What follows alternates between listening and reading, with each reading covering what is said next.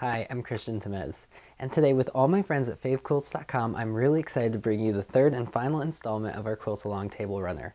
And so what I'm going to do right now is go ahead and take the top that I have created through this installment of videos, and what I'm going to do is just take my ruler and go to the edges and just clean off everything and make them all nice.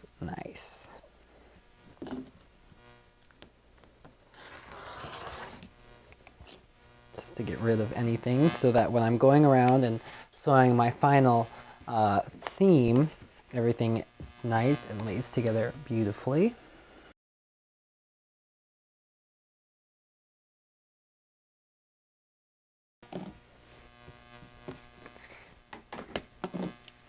And then on the sides, everything is nice.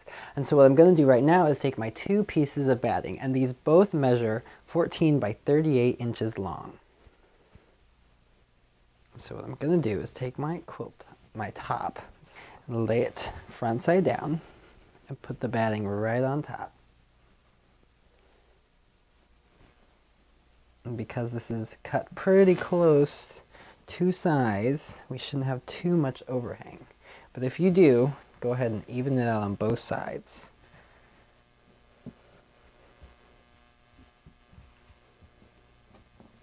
Make sure the batting is nice and flat. And then what you can do is go ahead and flip it over and lay your back, and this is 14 by 38 inches as well, right on top.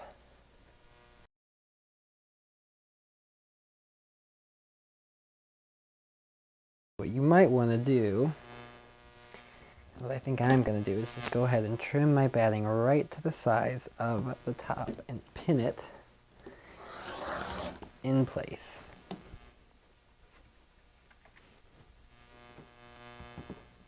Pinning it in so that when I go around with the sewing machine, this pin won't be in the way in any way, shape, or form, so I don't have to worry about it messing up anything with the sewing machine, but I do want to keep that batting in place. So what I'm going to do is match up this edge, go to the other side, and trim this up.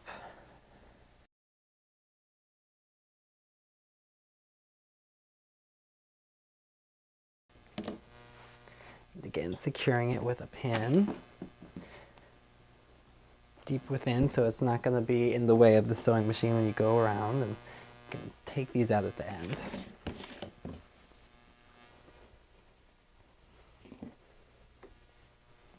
So now what I'm going to do is take it to the batting side.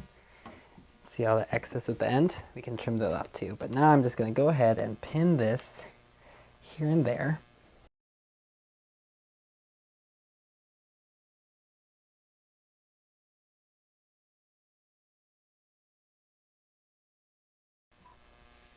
And then before I pin this, I want to go ahead and trim off any excess,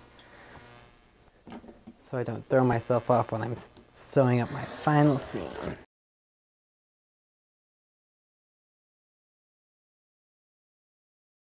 And then at one edge, what I like to do is kind of mark with two pins, because I'm going to sew a seam and then flip this inside out so I don't have to bind it. A beginning and an end with two pins. So I know when I get there I should stop, just in case. If you're doing it with a bigger project, that's when it really comes in handy. With something so small like this, you probably won't forget and accidentally sew it all up. But what I'm going to do right now, and I should mention I've already put on my walking foot and my quilting size 90 needle, because now that I'm going through all these layers, I want to have a stronger needle on my machine. But I'm going to go and take this up and sew it up with a 3/4 inch seam allowance on all sides, except for right here where I'm going to leave an opening.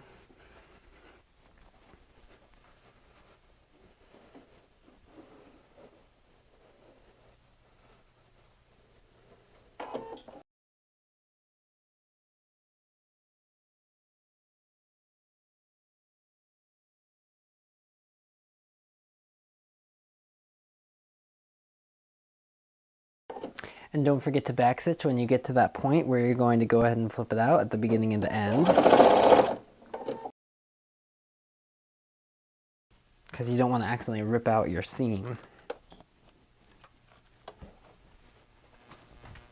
And so then what I'm going to do right here is go to all of my corners, and with a pair of scissors, I'm just going to clip it right on the vertical, just so that I eliminate any excess bulk when I flip this out.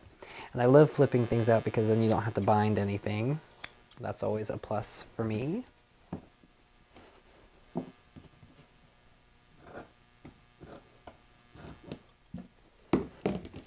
And then being careful of those pins that we put in earlier. You can feel some of them out, pull them out.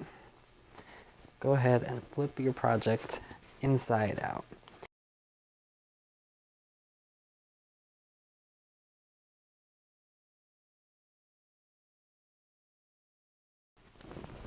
And so now what I'm going to do is take this, and I'm going to use these pins actually, get rid of all this excess stuff. Take my project and lay it out flat. Pop out the seam so it all lays nice and flat. And right here, the place where we opened it, just going to leave that be for a second.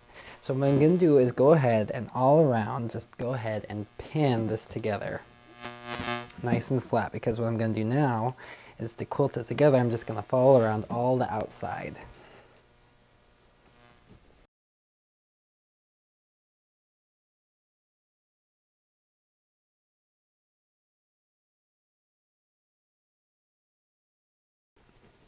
And then when you get to that opening, what you're going to do is just go ahead and continue over the folded top. You can see how it lays nice and flat, and you'll just go and pin that shut. And the reason why we sewed this up with the 3/4 inch seam allowance is so that when we go around with a 1/2 inch seam allowance, it will close this up and you won't see any batting, and it'll look very nice and clean and professional. And you don't have to do any hand sewing, which I really like. So what I'm going to do right now is take this over to my machine and sew it up with a 1/2 inch seam allowance all around the perimeter.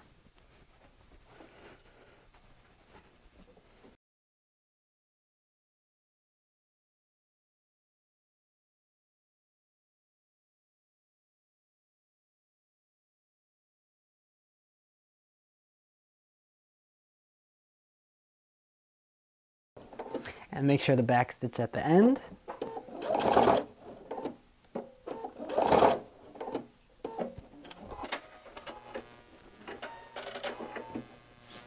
And there you have it. Here is your table runner, all nice and finished. And that part where we flipped it out, you can't see any of the batting. It's nice and closed up really nicely. And here it is, a beginner's table runner. And it shows you how to make a pinwheel, which could easily be turned into any number of projects. But I hope you like this project. And with all my friends at FaveQuilts, we hope you try it. Thanks.